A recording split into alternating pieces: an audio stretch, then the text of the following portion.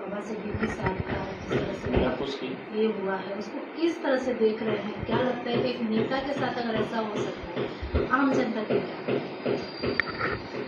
मैं कहूँगा आप अगर देखेंगे इसको तो पिछले जो कुछ भी 1.5-2 साल में हो रहा है उस दृष्टिकोण से देखें आप, तकरीबन लोक प्रतिनिधि की जिसमें आमदार भी है, जिसमें जिला प्रमुख भी है, जिसमें एक तरह से एक आमदार दूसरे को गोली पुलिस स्टेशन में जाके गोली मारता है, ये सारी चीजें, और बाबा सिद्दीकी साहब का जो कुछ भी देहांत हुआ है गोली लगने मैंने शूटर के हिस्से, इन सब चीजों पे से तो ऐसा लगता है जैसे हमारे इसमें राज्य में सुव्यवस्था है ही नहीं, कुछ पुलिस फोर्स कुछ है ही नहीं।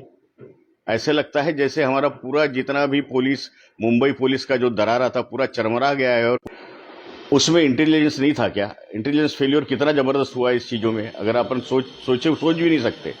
इस तरह की अगर हत्या होती है तो ये बहुत ही शर्मनाक बात है हमारे पुलिस खाते के लिए और हमारे गृह मंत्रालय के लिए, बहुत शर्मनाक बात है। ऐसा नहीं लगता सर कि उन्हें राजीनामा देना चाहिए, because this is very big. Of course यानी एक तरह से अगर इसकी जिम्मेदारी लेते हुए डेफिनेटली उन्होंने राजीनामा देना चाहिए, ऐसा मुझे लगता है। सर, कल शिवाजी पार्क में गए थे, हजारों की संख्या में नहीं तो लाखों की संख्या में शिवसैनिक बाला साहब का जो विचार है वो सुनने के लिए वहां पर आते थे, और इस बार उद्धव साहब का विचार का सोना जो है लूटने के लिए आए। बिल्कुल, बेशक उसमें कोई शंका ही नहीं है। बाला साहब के विचार जो उद्धव साहब जी ने जा रहा है, महाराष्ट्र को किस तरह से लूटा जा रहा है, ये सब हम लोग हमारे आंखों के सामने हो रहा है। ये पपेट बन के काम कर रहे हैं, इसमें कोई शंका ही नहीं है। और एक तरह से यानी इन लोगों के हाथ में कुछ भी नहीं है, दिल्ली से सरकार चल रही है, ऐसे लगता है। सर, किस तरह से ऊर्जा जो है आप लेकर शिवाजी पार्क से यहाँ पर आए? ऊर्जा तो बिल्कुल है, पूरी ऊर्जा लेकर आए हैं, और ये इस सरकार को जो संविधान विरोधी है बोलो, या एक तरह से जनता विरोधी है, एक तरह से स्त्री विरोधी है, एक तरह से बेरोजगारी जो फैल रही है, बाकी सारे जो समस्या है हमारे आम जनता के लिए है, आम जनता से की यानी जो रोजमर्रा की प्रॉब्लम्स फेस करते हैं, उन सबको निस्तारण करने के लिए इनके तरफ से इनके पास कोई भी किसी भी तरह से वोट बैंक करने का, इसलिए सारी इन्होंने योजना लाई हुई है, और वो बहुत ही हमारे लिए घातक हो रहा है। आप जानते हैं कि हमारे ऊपर कितना कर्जा बढ़ चुका है। हमारे आज यानी सरकारी जो हमारे कर्मचारी है, बंधु है, उनका तक पेमेंट होने के लिए यानी बहुत तकलीफ वाली बात है।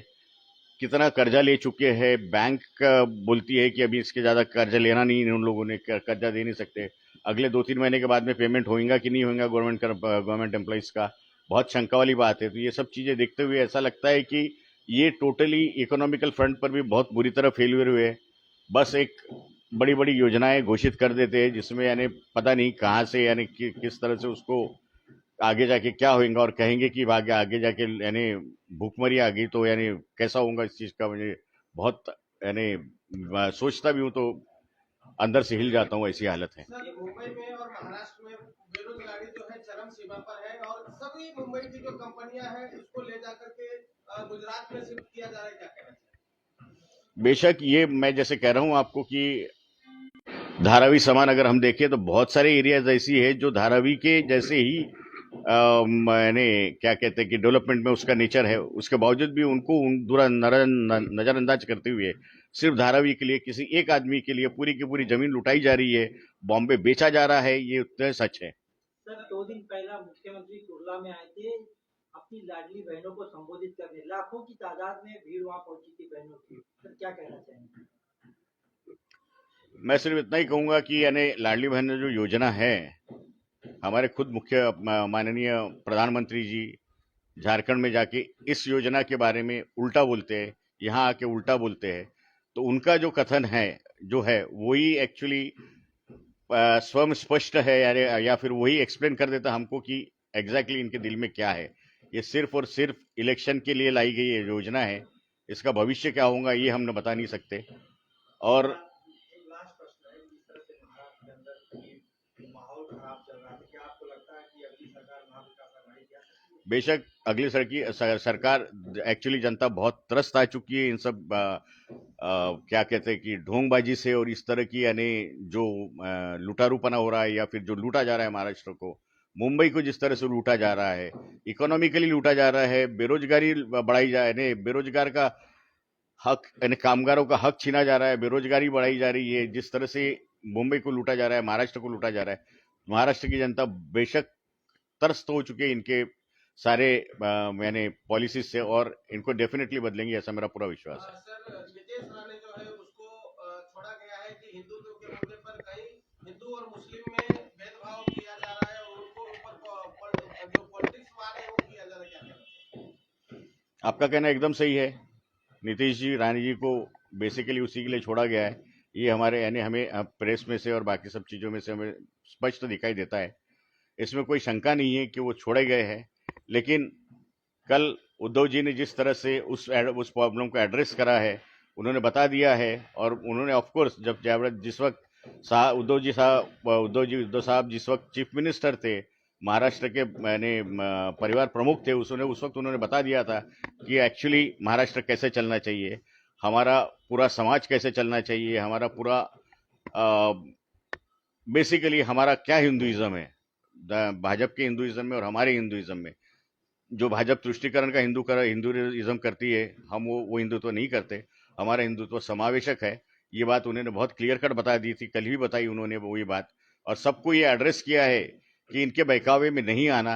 नीतीश जी जो बोलते रहेंगे बोलने दीजिए।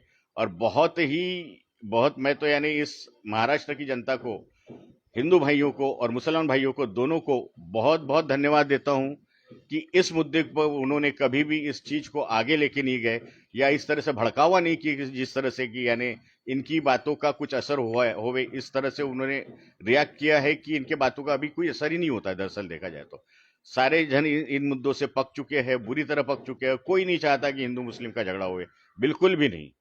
सर संविधान को लेकर के जिस तरह से संविधान जो है भारतीय जनता पार्टी खत्म करना चाहती थी, उसके ऊपर क्या कहना चाहिए? ये बेशक मैं कहना चाहूंगी कि भारतीय जनता पार्टी का और बाकी सब यानी इनका जो था आरएसएस का जो विचार था, वो डेफिनेटली अपने संविधान को बदलने का विचार था। उदाहरण के तौर पे ये देता हूं कि इन्होंने खुद के पार्टी में ही जो लोकशाही पद्धति से चुना जाता था, अध्यक्ष जो चुना जाता था, उस प्रक्रिया को खत्म कर दिया था इन लोगों ने, और इन्होंने एक कमेटी बना ली थी जिसके माध्यम से वो लोग अध्यक्ष चुना जाने वाला था उनके पार्टी का। तो उन्होंने बेसिकली अपनी ही पार्टी में लोकशाही खत्म कर चुके हैं। उनको इस संविधान को खत्म करके लोकशाही इस भारत की खत्म करना था, और वो इस भारत की जनता वो होने नहीं देगी, इसका मतलब मुझे पूरा विश्वास है।